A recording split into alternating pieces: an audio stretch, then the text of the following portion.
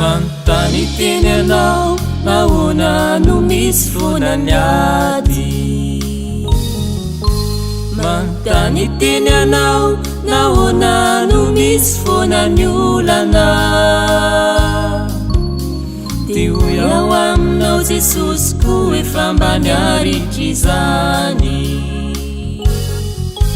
Saingo azonao ny amboara raha manaiky fampitantana aminy. Aza kivy e, aza kivy e,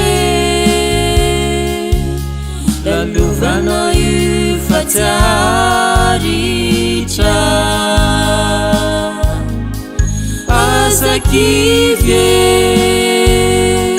aza kivy e, fa ibaliky indray ny masoandro nao avy.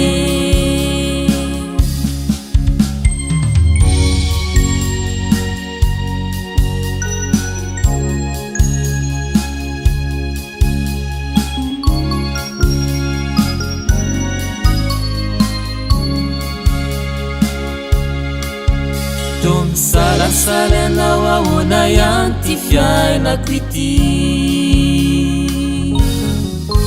Mierikeriky tsero hitany amy feza fahoriko izao. Te hoy ao aminao tsy lavitry izy feo mijery anao.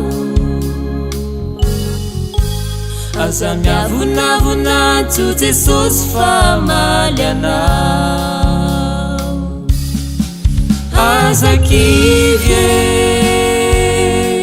aza kivy e,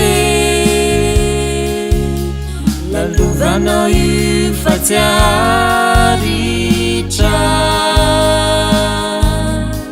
Aza kivy e, aza kivy e,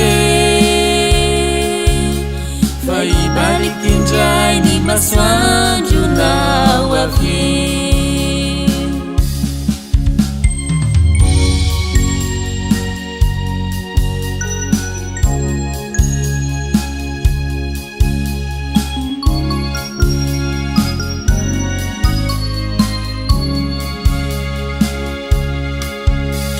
Jesosy eo tantany ho famila tsy ho zaka Kristy.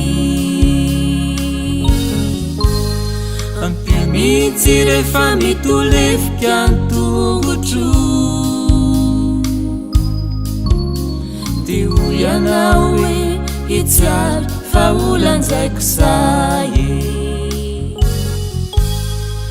Raha miny anao hitanao mifoninahitro. Aza kivy e, aza kivy e, lalovanao io fa tsy haritra. Aza kivy e, aza kivy e, fa ibaliky indray ny masoandro nao avy. Fa ibaliky indray ny masoandro nao